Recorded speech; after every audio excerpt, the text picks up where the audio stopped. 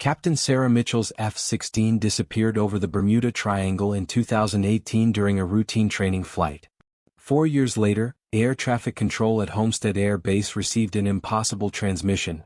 "Control Tower, this is Ghost Rider requesting landing clearance." It was Sarah's voice calling from the exact same aircraft that had vanished. When she landed, Sarah looked exactly as she had the day she disappeared and insisted only 20 minutes had passed since takeoff. But her aircraft's instruments revealed a terrifying truth. They had recorded 35,000 hours of continuous flight through coordinates that didn't exist on any map, all in a plane that had no fuel. Welcome to Hidden Legends. Before we begin this powerful story of courage, skill, and forgotten heroism, tell me in the comments where you're watching from today. And if you believe stories like this need to be heard, hit that subscribe button and help us make sure they are. March 15, 2018. Homestead Air Reserve Base, Florida. The morning sun cast long shadows across the tarmac as Captain Sarah Mitchell completed her pre-flight inspection of the F-16 Fighting Falcon. At 32, she was one of the Air Force's most experienced test pilots, with over 2,000 flight hours and a reputation for handling experimental aircraft with exceptional skill. "Weather looks perfect for today's mission," called out Technical Sergeant Mike Rodriguez as he approached with the final maintenance report. "All systems green, Captain. She's ready to fly." Sarah accepted the clipboard, reviewing the aircraft specifications one final time.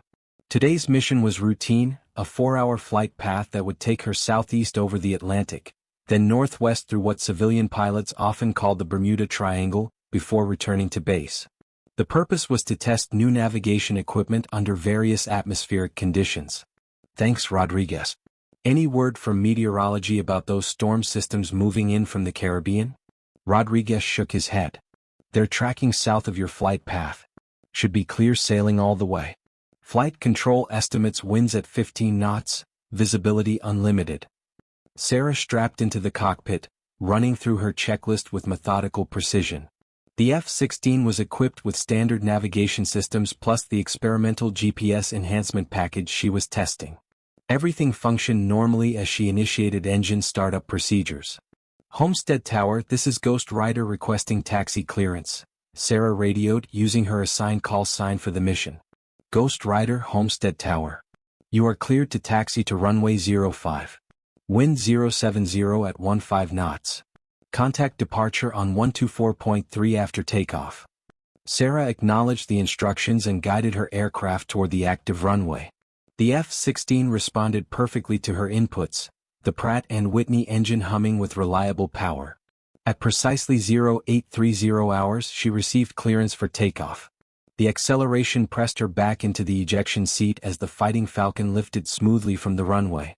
Sarah retracted the landing gear and began her climb to the assigned altitude of 25,000 feet. The Florida coastline fell away beneath her as she turned southeast, following the programmed flight path. "Homestead departure, Ghost Rider airborne and climbing. Proceeding on course 015. Ghost Rider radar contact. You are cleared to flight level 250. Contact Miami Center on 132.45 when level." The first 2 hours of the flight proceeded exactly as planned. Sarah tested the navigation equipment at various altitudes and headings, recording data for the engineering team back at base. The experimental GPS system performed flawlessly, providing position updates accurate to within 3 meters. As she approached the planned turn point that would take her northwest through the Bermuda Triangle region, Sarah checked her fuel status and flight instruments. Everything remained normal. The ocean below was a deep blue, broken only by occasional whitecaps from the steady trade winds. "Miami Center, Ghost Rider level at flight level 250. Request turn to heading 315 degrees. Ghost Rider Miami Center. Turn approved. Contact Jacksonville Center on 126.85 in 30 miles." Sarah banked the F-16 into a smooth left turn, settling onto the new heading that would take her through the triangle of ocean between Florida, Bermuda, and Puerto Rico. The area had no special significance from an aviation perspective. It was simply another section of controlled airspace over the Atlantic Ocean. But as she leveled out on the northwest heading, Sarah noticed something unusual on her navigation display. The GPS coordinates were fluctuating slightly, showing minute variations in position that didn't correspond to her actual flight path. The variations were small enough that they might have been attributed to atmospheric interference or equipment anomalies. Probably just some glitch in the experimental system, Sarah murmured to herself, making a note to mention it in her post-flight report. However, over the next 20 minutes, the GPS anomalies became more pronounced. The coordinates began showing larger variations, sometimes indicating she was several miles from her actual position. More concerning, the backup navigation systems were also beginning to display inconsistent readings. Sarah checked her compass, which still indicated the correct magnetic heading. But her inertial navigation system was now showing a position that differed significantly from both the GPS and her dead reckoning calculations. Miami Center, Ghost Rider. I'm experiencing some navigation equipment anomalies. Requesting radar vectors to maintain course. The response from Miami Center was immediate but concerning. Ghost Rider, we're showing intermittent radar contact. Your transponder signal is weak and inconsistent. Squawk emergency and say intentions.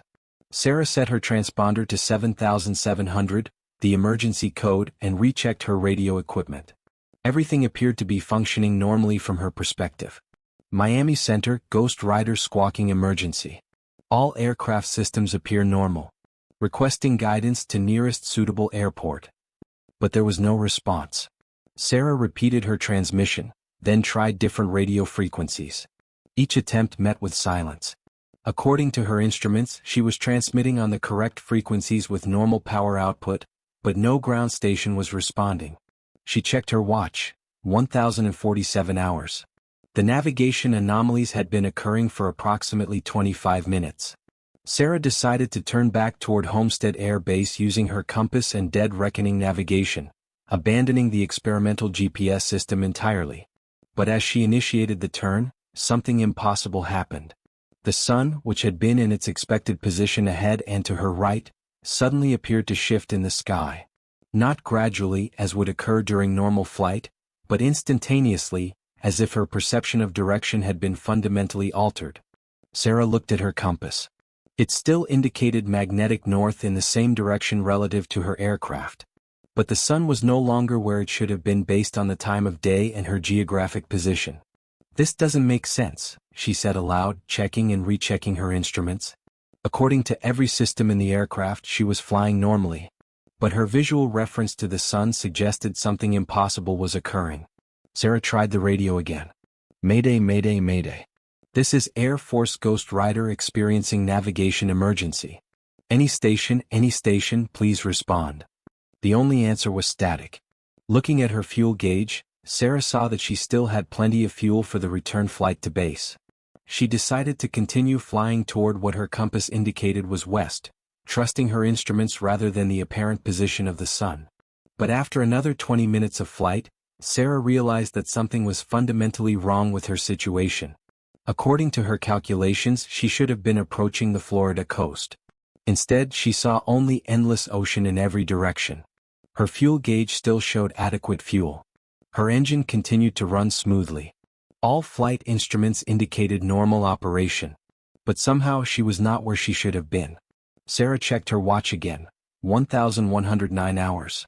She had been airborne for 2 hours and 39 minutes. The mission was scheduled to last 4 hours total, giving her plenty of time to return to base even with the navigation problems she was experiencing.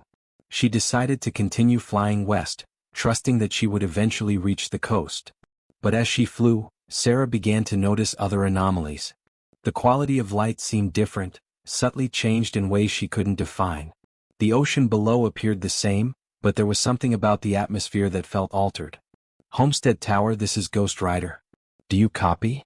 Sarah tried every radio frequency she could think of, including emergency channels and satellite communication systems. Nothing. It was as if the entire world had gone silent. She checked her fuel gauge once more and felt a chill of confusion. The reading hadn't changed since her last check 20 minutes ago. The needle remained in exactly the same position, indicating the same amount of fuel. That was impossible. The F-16's engine should have consumed a measurable amount of fuel during 20 minutes of flight time. Sarah looked at her watch, 1111 hours. But as she watched, the second hand seemed to move with irregular rhythm, sometimes fast, sometimes slow, as if time itself had become unstable. Whatever was happening to her was beyond any emergency procedure she had been trained to handle. Sarah Mitchell was about to discover that some flights don't follow the laws of physics or time. March 15, 2022. Homestead Air Reserve Base, Florida. Air Traffic Controller Staff Sergeant Jennifer Walsh was ending what had been a routine shift when her radar screen displayed something that made her question her own sanity. A new contact had appeared approximately 50 miles southeast of the base, flying northwest at 25,000 feet with a transponder code that made her blood run cold. "Sir, I need you to look at this," she called to Master Sergeant David Chin, the shift supervisor. Chin approached her workstation and studied the radar display. The transponder was squawking 1205, the exact code that had been assigned to Captain Sarah Mitchell's F-16 4 years ago. The aircraft that had vanished without a trace over the Bermuda Triangle. "That's impossible," Chin muttered. "That tail number was retired after the investigation concluded. Check the system for false returns." Walsh ran a complete diagnostic on her radar equipment. Everything checked out normally. The contact was real, maintaining steady course and altitude, exactly as a military aircraft should appear on radar. "Sir, I'm showing normal radar returns. Single aircraft, F-16 configuration, squawking the Ghost Rider code." Chin grabbed the radio microphone. "Aircraft squawking 1205, this is Homestead Air Traffic Control. Identify yourself and state your mission." The response came immediately, in a voice that both controllers recognized from the recordings they had studied during the investigation 4 years earlier. "Homestead Tower, this is Ghost Rider requesting landing clearance. I'm experiencing navigation equipment anomalies and need to return to base immediately." Chin and Walsh stared at each other in disbelief. They had both heard Captain Sarah Mitchell's voice countless times during the search and rescue operations that followed her disappearance. This was definitely her voice, transmitted with the clarity of someone flying nearby, not the distorted quality of a recording. "Ghost Rider, Homestead Tower. Confirm your position and souls on board." "Homestead Tower, Ghost Rider is a single-seat F-16, one soul on board. Position approximately 50 miles southeast of base, level at 25,000 feet. Request immediate landing clearance." Chen's hands trembled slightly as he reached for the red emergency phone that would alert base command to a potential security situation. An aircraft bearing the identity of a pilot who had been declared dead 4 years ago was requesting permission to land. "Sir," Walsh said quietly, her radar signature matches perfectly with an F-16C. Speed, altitude, and flight characteristics are all consistent with a Fighting Falcon. Chin spoke into the emergency phone. "Base operations, this is Tower. We have a code yellow situation. Aircraft claiming to be Captain Sarah Mitchell requesting landing clearance. Recommend immediate response from security police and medical personnel." While Chin coordinated the emergency response, Walsh continued tracking the aircraft on radar. "Ghost Rider, Homestead Tower. You are cleared for approach to runway 05. Winds are 080 at 12 knots. Be advised, emergency personnel are standing by. Roger, Homestead Tower. Ghost Rider cleared for approach." Question: why are emergency personnel standing by? "This is a routine return from navigation test flight." Walsh and Chin exchanged looks of amazement. The pilot genuinely seemed unaware that anything unusual was occurring. "Ghost Rider, how long have you been airborne?" "Homestead Tower, I've been airborne for approximately 2 hours and 40 minutes. Departed at 0830 hours for routine navigation equipment test." Chin checked the current time, 1547 hours. If the pilot had departed at 0830, she would have been airborne for more than 7 hours, not the 2 hours and 40 minutes she claimed. More disturbing was the date. Captain Sarah Mitchell had departed on March 15, 2018. Today was March 15, 2022, exactly 4 years later. "Ghost Rider, confirm today's date."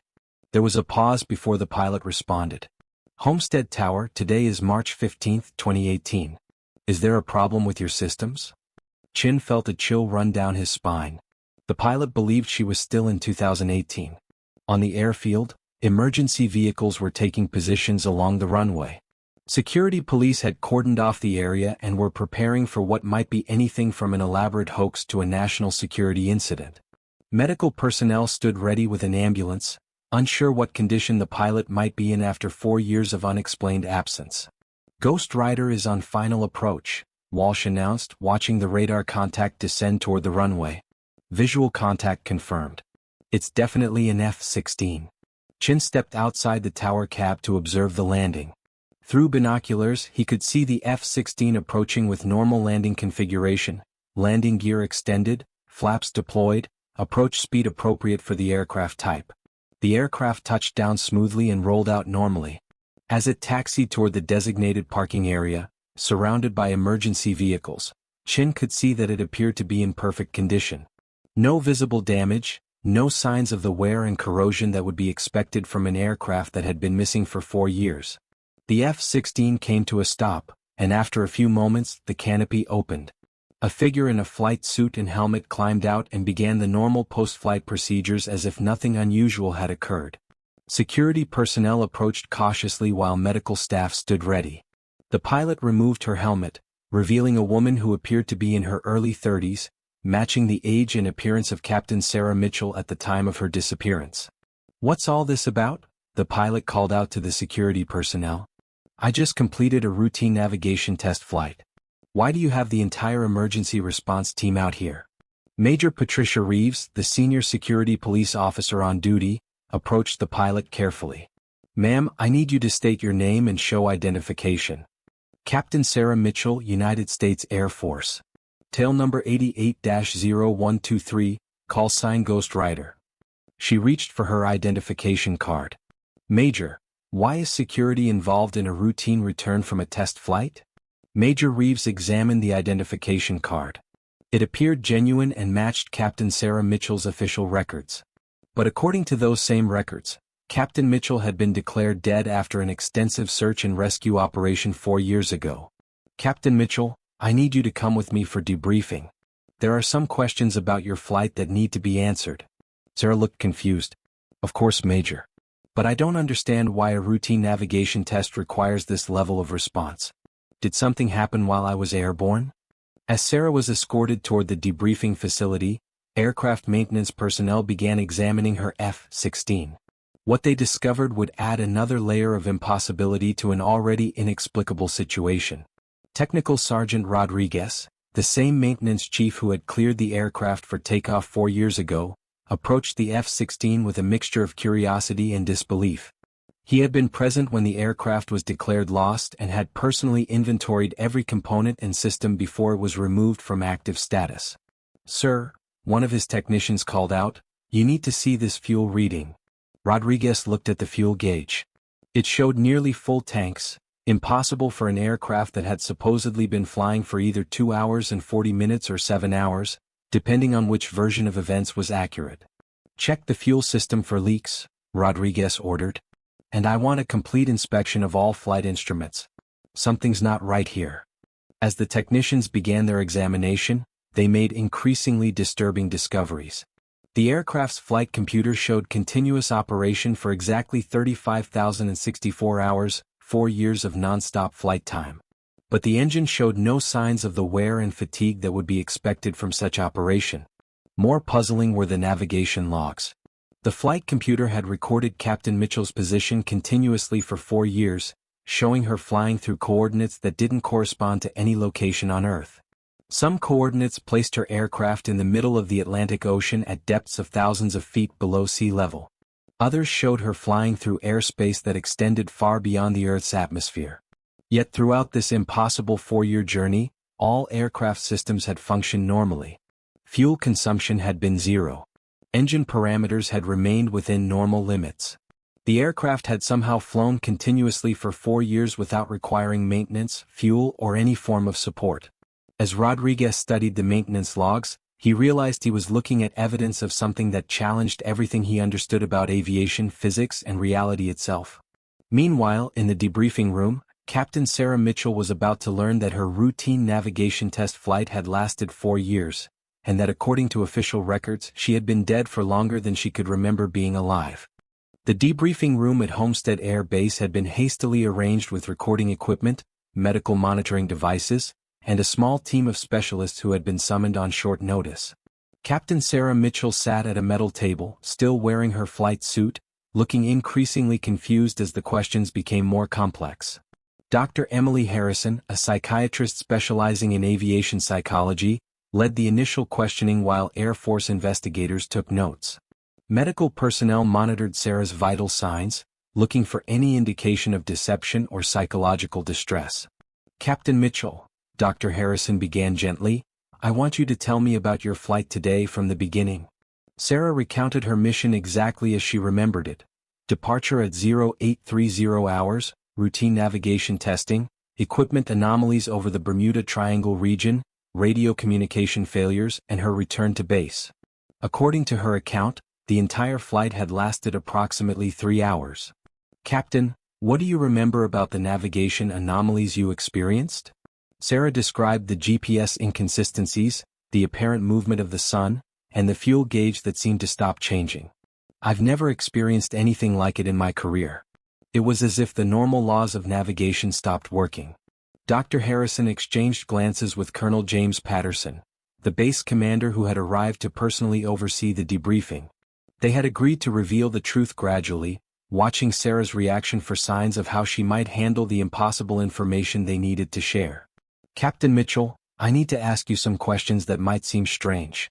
What year do you believe it is?" Sarah looked puzzled. "It's 2018, ma'am. March 15, 2018. "And how long have you been stationed at Homestead Air Base?" 18 months, ma'am. "I was transferred here from Edwards Air Force Base in September 2016. Dr. Harrison nodded, making notes. Sarah's responses were consistent with her records from 2018, but showed no awareness of the time that had passed since her disappearance. "Captain, I'm going to show you something, and I want you to look at it carefully." Dr. Harrison placed a current newspaper on the table, with the date clearly visible, March 15, 2022. Sarah stared at the newspaper for several moments. "Ma'am, there must be some mistake. This newspaper shows 2022, but that's obviously an error." "Captain Mitchell, what if I told you that today is actually March 15, 2022, exactly 4 years since you departed on your navigation test flight?" Sarah's expression shifted from confusion to concern. "Ma'am, that's impossible. I departed this morning and returned this afternoon. I've been airborne for less than 3 hours." Colonel Patterson leaned forward. "Captain, we need to inform you of some facts that may be difficult to accept. 4 years ago, on March 15, 2018, you departed on a routine navigation test flight and failed to return. An extensive search and rescue operation was conducted, but no trace of you or your aircraft was found. You were officially declared missing in action, and subsequently presumed dead." Sarah stared at him in disbelief. "Sir, that's impossible. I'm sitting right here. I just landed 20 minutes ago." "Captain," Dr. Harrison said gently, "your aircraft's flight computer shows that you have been flying continuously for 35,064 hours, exactly 4 years. Yet you have no memory of that time period." Sarah shook her head firmly. "Ma'am, flight computers can malfunction. I know how long I've been airborne, and it's been approximately 3 hours." Medical Technician Staff Sergeant Lisa Park, who had been monitoring Sarah's vital signs, spoke up quietly. "Ma'am, her vital signs are consistent with someone telling the truth as they understand it. No indication of deception or psychological distress beyond normal confusion." Colonel Patterson made a decision. "Captain Mitchell, I'm going to have you examined by our medical staff, and I want specialists to review your aircraft systems. In the meantime, I need you to remain on base under medical observation." "Sir, am I under arrest? What's the nature of these charges?" "You're not under arrest, Captain. But you've been missing for 4 years, and we need to understand what happened during that time. There are national security implications that need to be investigated." As Sarah was escorted to the base medical facility, Technical Sergeant Rodriguez was completing his analysis of her F-16. What he had discovered defied every principle of aviation maintenance he had learned in 20 years of service. "Colonel," Rodriguez reported when Patterson arrived at the hangar, "this aircraft shows impossible operating characteristics. The flight computer indicates 35,064 hours of continuous operation, but there's no wear on any component. The fuel system shows it should have consumed approximately 280,000 pounds of fuel during that time period, but the tanks are nearly full." Patterson examined the maintenance logs Rodriguez had compiled. What about the engine? Sir, the engine shows no signs of fatigue, wear, or even normal operating stress. By all appearances, it could have been installed yesterday. But the computer logs show it's been running continuously for 4 years. Any signs of tampering with the computer systems? No, sir. The flight computers are sealed military units with multiple security features. There's no way to falsify these readings without leaving evidence of intrusion. Patterson studied the impossibility before him. An aircraft and pilot had vanished for 4 years, then returned with no apparent awareness of the missing time. The aircraft showed evidence of 4 years of continuous operation, but no signs of the wear and maintenance requirements that should have resulted. Rodriguez, I want you to conduct a complete teardown inspection of every component. I want to know if this is really the same aircraft that disappeared 4 years ago. Sir, I can already answer that. I personally know this aircraft. Tail number 88-0123 has a distinctive scratch on the port engine intake from a maintenance incident in 2017. This is definitely the same aircraft. Patterson felt a chill as the implications became clear. They weren't dealing with a hoax or a psychological episode. They were confronting evidence of something that challenged the fundamental laws of physics and time. As word of the impossible return spread through classified channels, specialists from various government agencies began arriving at Homestead Air Base. Experts in aerospace engineering, quantum physics, and psychological warfare all wanted to examine the evidence firsthand. But perhaps the most disturbing discovery was yet to come. Dr. Sarah Chin, a forensic specialist from the Air Force Office of Special Investigations, was conducting a detailed examination of Captain Mitchell's flight suit and personal equipment when she made a discovery that would transform the investigation from merely impossible to terrifying. Colonel Patterson, Dr. Chin called from the evidence examination room, "I need you to see this immediately." Patterson found Dr. Chin staring at a small device she had extracted from Captain Mitchell's flight suit pocket, a standard pilot's chronometer watch. "Sir, this watch shows some very unusual characteristics. The time is correct for March 15, 2018, but the internal mechanism shows signs of 4 years of continuous operation." Patterson examined the watch.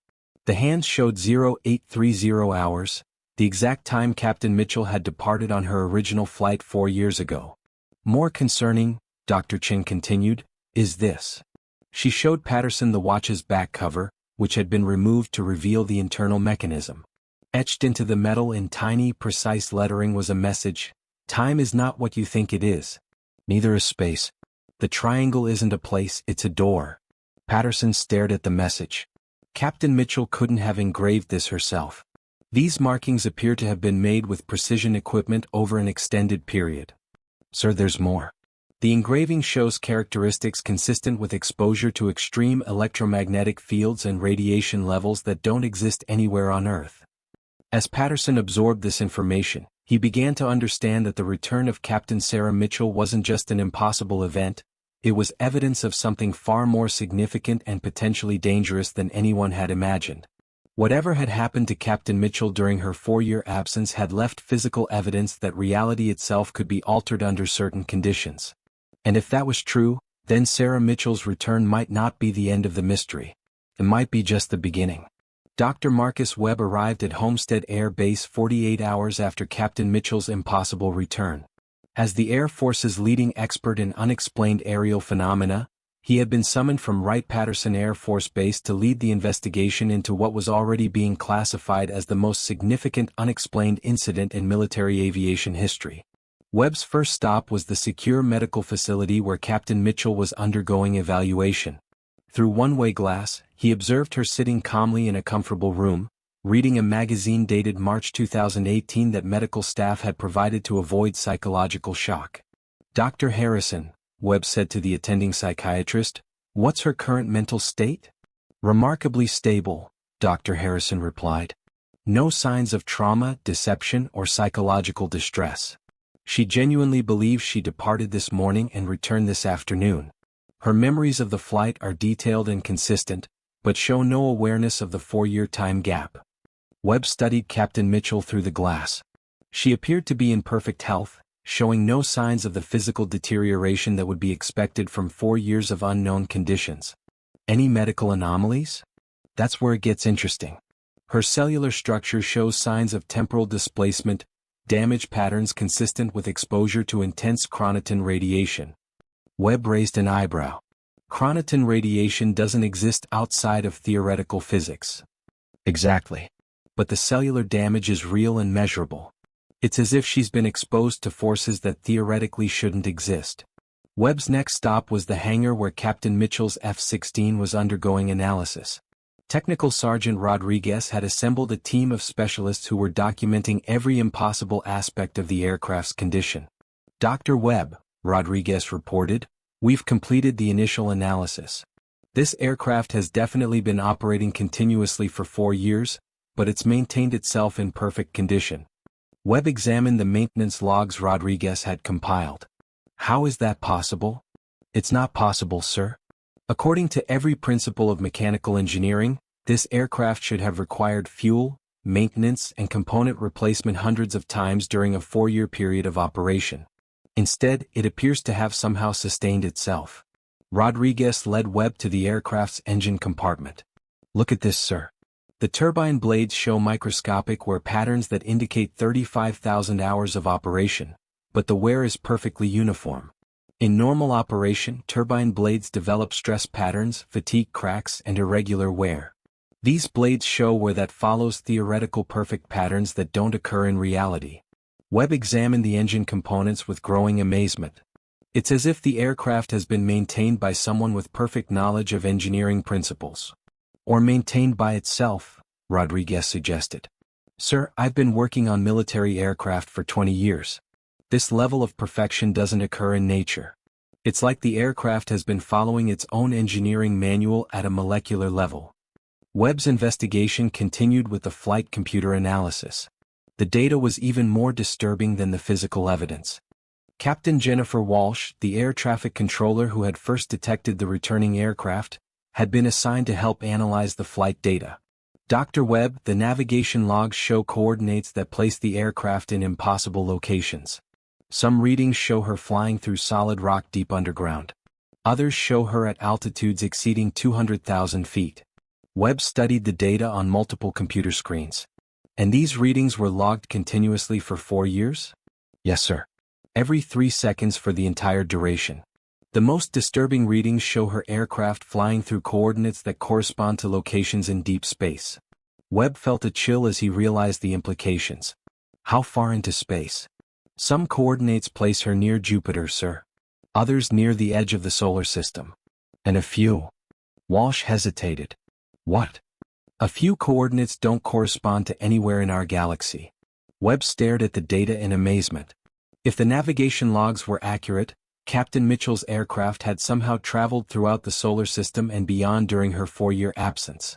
But the most significant discovery came when Dr. Elena Rodriguez, a quantum physicist from the Air Force Research Laboratory, completed her analysis of the strange material found in the aircraft's fuel system.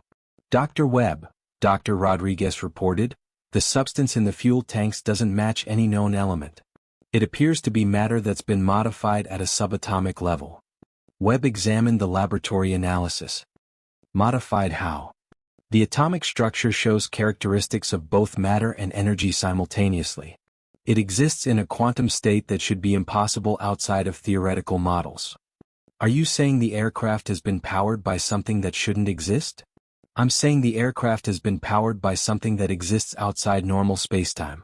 This substance doesn't follow conventional laws of physics."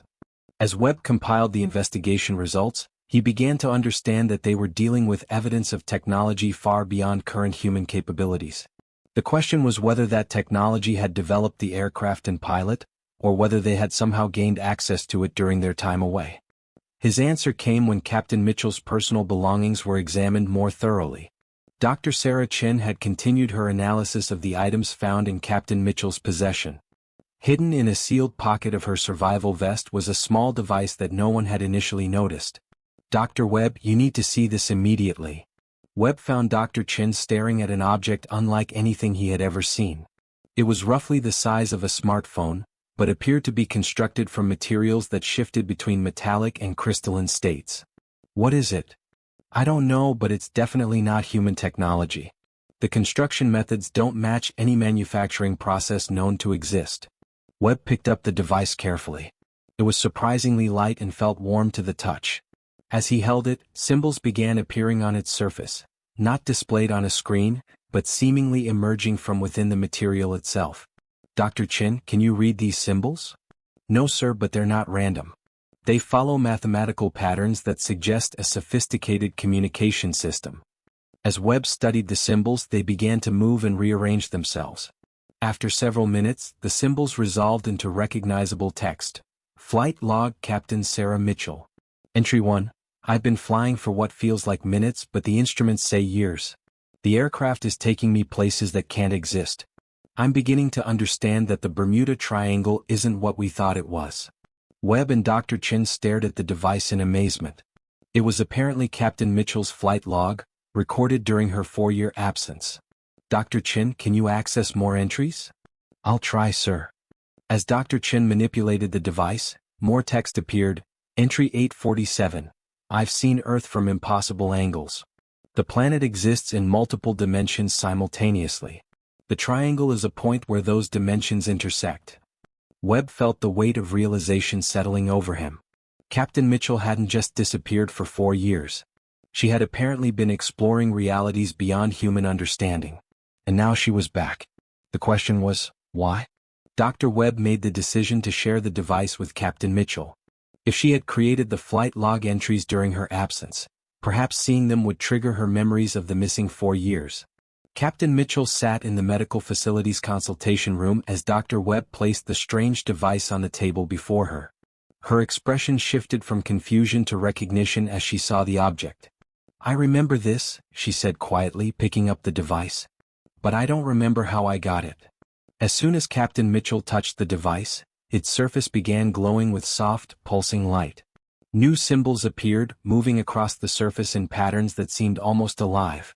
Captain, Dr. Webb said gently, this device contains what appears to be a flight log documenting your experiences during the past 4 years. Do you remember creating these entries? Sarah held the device, concentrating as if trying to recall a half-forgotten dream. I remember, fragments, flying through spaces that weren't space, seeing Earth from directions that don't exist. Meeting? She paused, her expression becoming troubled. Meeting who, Captain? Others. Pilots from different times, different realities. We were all brought to the same place through the triangle. Dr. Webb leaned forward. What place? Sarah's eyes took on a distant look as suppressed memories began to surface. It's not a place exactly. It's a junction. A point where multiple realities intersect. The Bermuda Triangle is just one of many entry points. As she spoke, the device in her hands projected a 3-dimensional image above its surface. The hologram showed what appeared to be a vast space station or facility, but its architecture followed no earthly design principles. This is where I was, Sarah said, studying the image, along with hundreds of other people who had vanished from different points in history. Ships, aircraft, individuals, all brought there through various triangle anomalies around the world. Dr. Webb stared at the holographic image. Who built this facility? Sarah's expression grew troubled as more memories surfaced. They call themselves the temporal custodians. Beings from a reality where time flows differently. They collect people and objects from temporal anomalies, not to harm them, but to study the effects of dimensional displacement. The hologram shifted, showing different areas of the facility. Dr. Webb could see what appeared to be vast chambers containing aircraft, ships, and people from different historical periods. Captain, why were you released? Why now? Sarah touched the device and new information appeared on its surface. Because something is changing. The barriers between realities are becoming unstable. The custodians are returning all displaced subjects to their original timelines before the boundaries collapse entirely. Dr. Webb felt a chill of understanding. Are you saying there will be more returns? More people coming back from disappearances? Many more. Ships from the 1800s, aircraft from World War II, people who vanished decades ago. They're all being returned to prevent a catastrophic convergence of timelines. As if responding to her words, the device projected a list of names and dates. Dr. Webb recognized some of them, famous disappearances that had never been solved. Captain, do you remember anything about your fellow prisoners? Did you interact with other people from our time period? Sarah nodded slowly. There was a Navy pilot, Lieutenant Commander Johnson, who disappeared over the Pacific in 2019. And a civilian aircraft with 5 passengers that went missing near Puerto Rico in 2020. We were all housed in the same temporal stabilization area. Are they being returned as well? According to the custodians, yes. But not all at once. The returns have to be carefully timed to prevent temporal disruptions. Dr. Webb made notes as Sarah continued to recover her memories. Captain, did the custodians explain why the Bermuda Triangle specifically serves as an entry point? It's a natural confluence point where electromagnetic fields create rifts in spacetime. But there are others, the Devil's Triangle in the Pacific, certain areas over the Sahara Desert, parts of the North Sea. The custodians monitor all of them. Sarah paused, her expression becoming more serious. Dr. Webb, there's something else. The reason they're returning everyone isn't just about timeline stability. They're preparing for something. What kind of preparation? They wouldn't give details, but I gathered that Earth is approaching a point where it will naturally develop temporal manipulation technology. The custodians want all temporal anomalies resolved before humans gain access to dimensional travel. Dr. Webb considered the implications. Because human temporal manipulation could be dangerous? Because according to the custodians, every species that develops temporal technology faces the same challenge learning to use it responsibly. Those that fail create paradoxes that destroy their entire reality. As Sarah spoke, alarms began sounding throughout the base. Dr. Webb's communication device activated with an urgent message from the control tower. Dr. Webb, we're detecting multiple aircraft on approach from the southeast. Transponder codes match aircraft that have been missing for years. Dr. Webb looked at Sarah, who nodded grimly. It's starting. The mass return. Through the facility's windows, they could see lights in the sky, aircraft approaching from the direction of the Bermuda Triangle.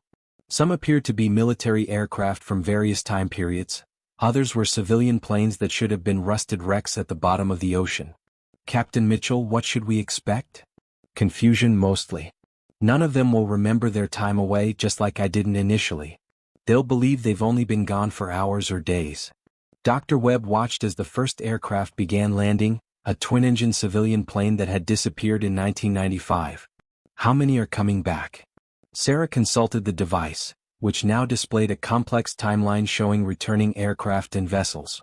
Over the next month, approximately 200 missing aircraft and ships will return. Some passengers will have aged normally, others won't have aged at all. The custodians tried to return everyone to their approximate biological timeline, but the process isn't perfect.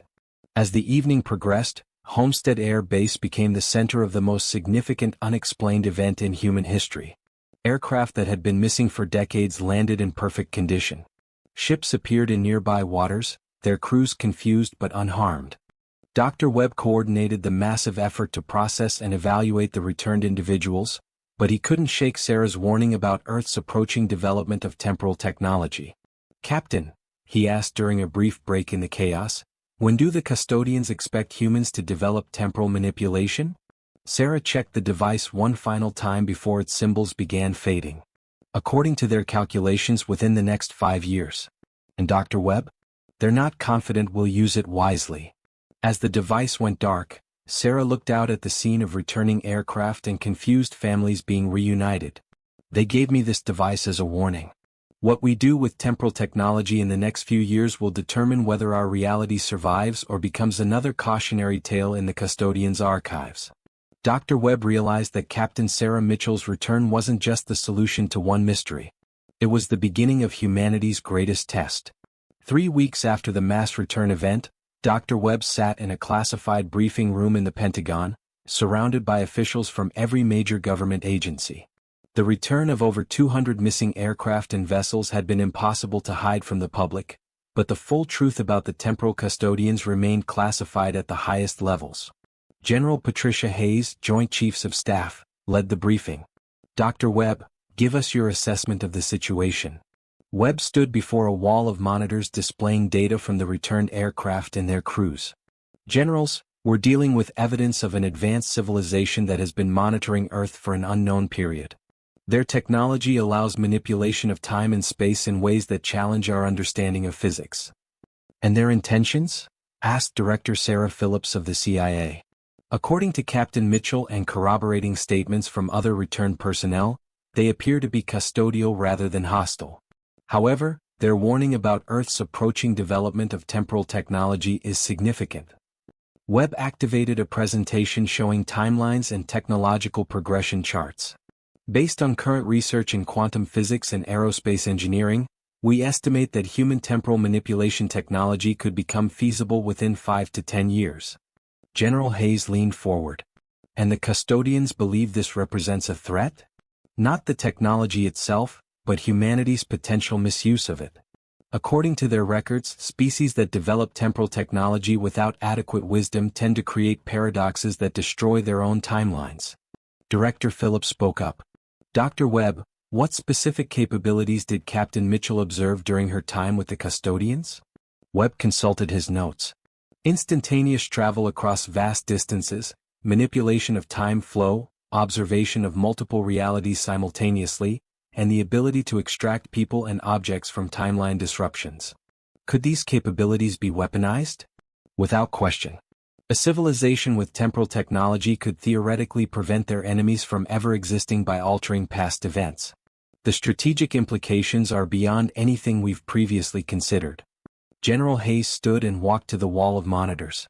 Dr. Webb, do we have any way to contact these custodians directly?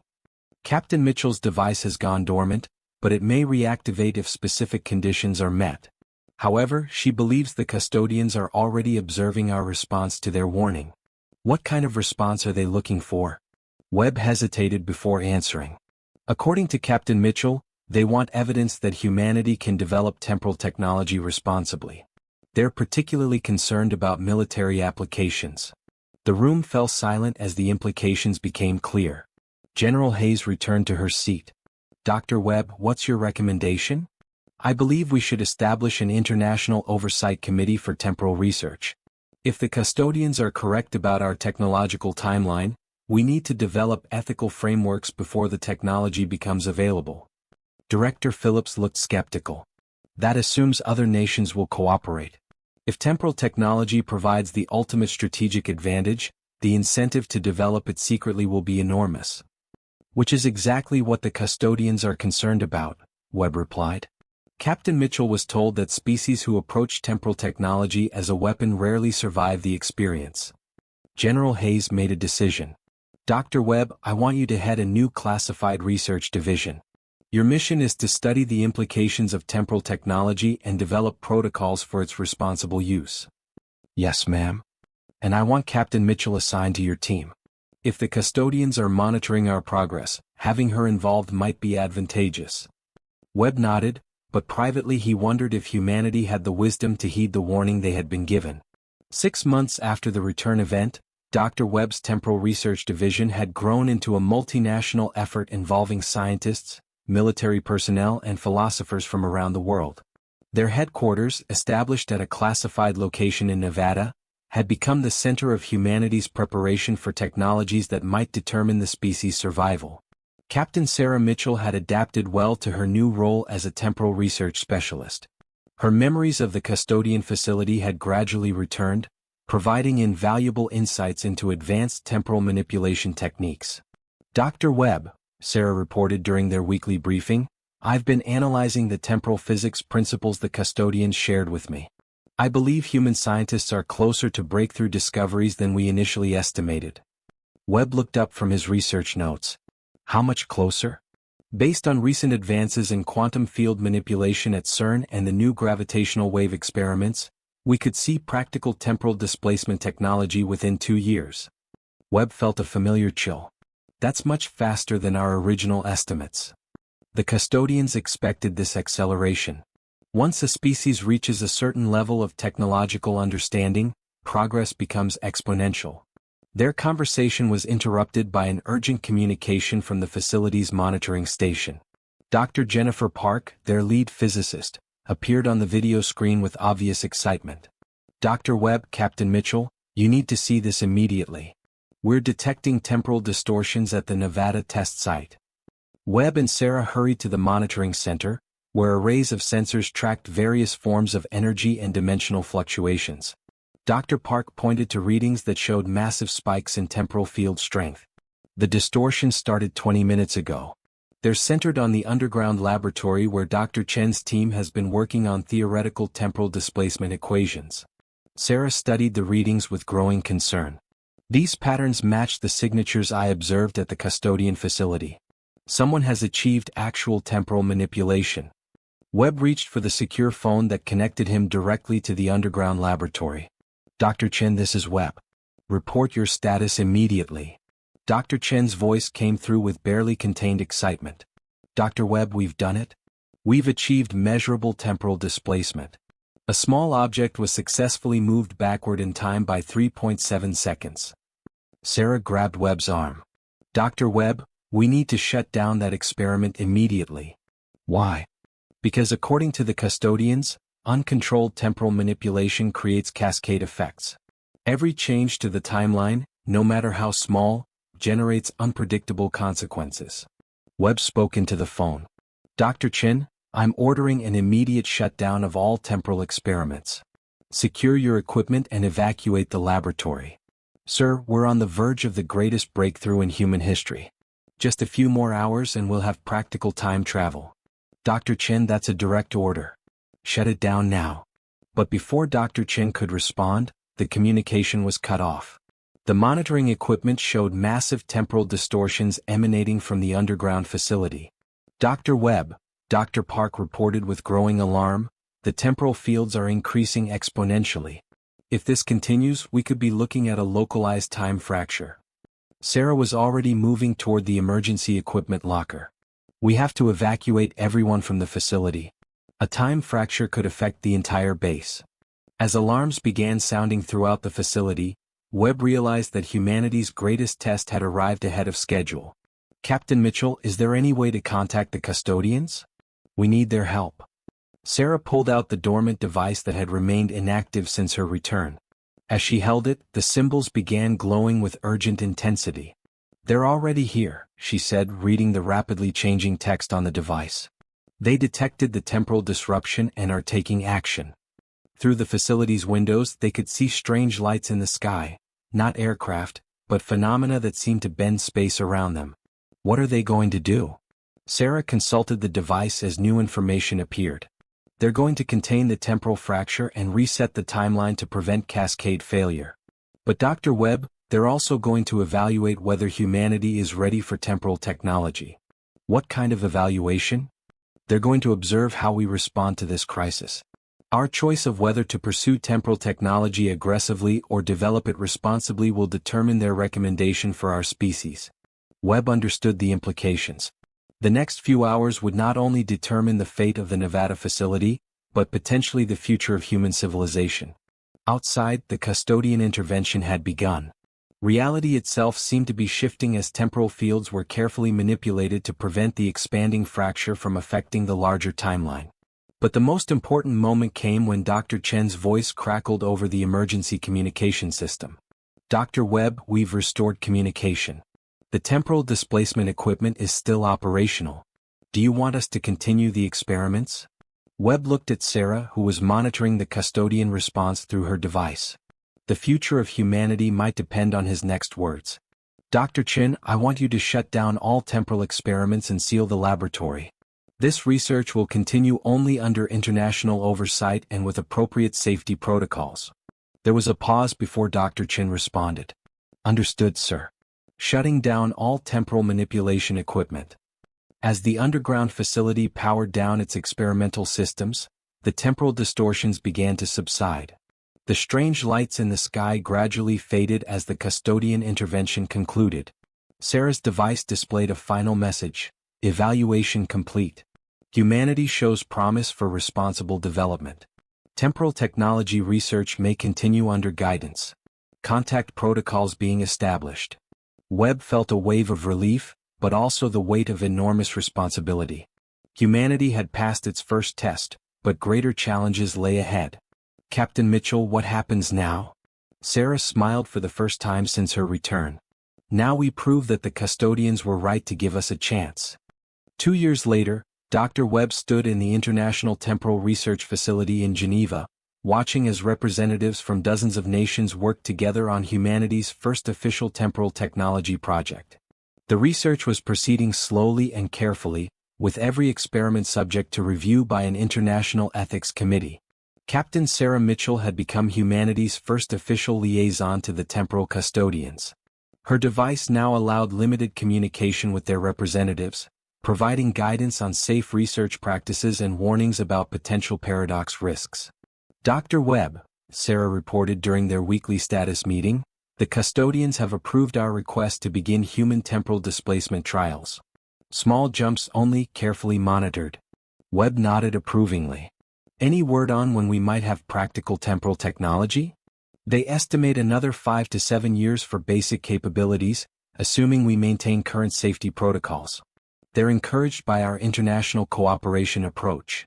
Through the facility's windows, Webb could see the construction of new research laboratories designed specifically for temporal experimentation. The buildings incorporated safety features developed with custodian guidance, including temporal isolation chambers and paradox detection systems. Sarah, do you ever regret your experience with the custodians? Sarah considered the question carefully. No. My disappearance was terrifying, but it led to this humanity working together to develop the most powerful technology in history. The custodians gave us a gift when they warned us about the dangers. Webb agreed. The forced cooperation required for safe temporal research had created unprecedented international collaboration. Nations that had been adversaries were now working together to ensure that temporal technology would benefit all humanity rather than providing strategic advantages to individual countries. Dr. Webb, Sarah said, consulting her device, I have a message from the custodians. They want to share something with you. The device projected a holographic image showing Earth from space, but with a difference. Multiple versions of the planet were visible, overlapping and intersecting in complex patterns. What am I looking at? All the possible timelines that humanity might follow. The custodians can observe probability streams and see the likely outcomes of different choices. Webb studied the swirling patterns of possibility. What do they show for our future? Several paths lead to success. Timelines where humanity uses temporal technology to solve major problems like climate change, disease, and resource scarcity. But there are still paths that lead to extinction through paradox creation or timeline wars. Which path are we currently on? Sarah smiled. According to the custodians, we're following one of the positive probability streams. Our choice to develop temporal technology responsibly has increased our chances of long-term survival. As Webb watched the holographic display of Earth's possible futures, he felt both hope and continued determination to guide humanity wisely through its next evolutionary step. Captain Sarah Mitchell's return from the Bermuda Triangle had not just solved one mystery, it had opened the door to humanity's greatest adventure. The future was still unwritten, but for the first time in human history, they would have the power to write it carefully. The end. If this story moved you, subscribe to Hidden Legends for more tales of courage, sacrifice, and the extraordinary people who protect us from threats we never see. These stories matter, and so do the heroes who live them.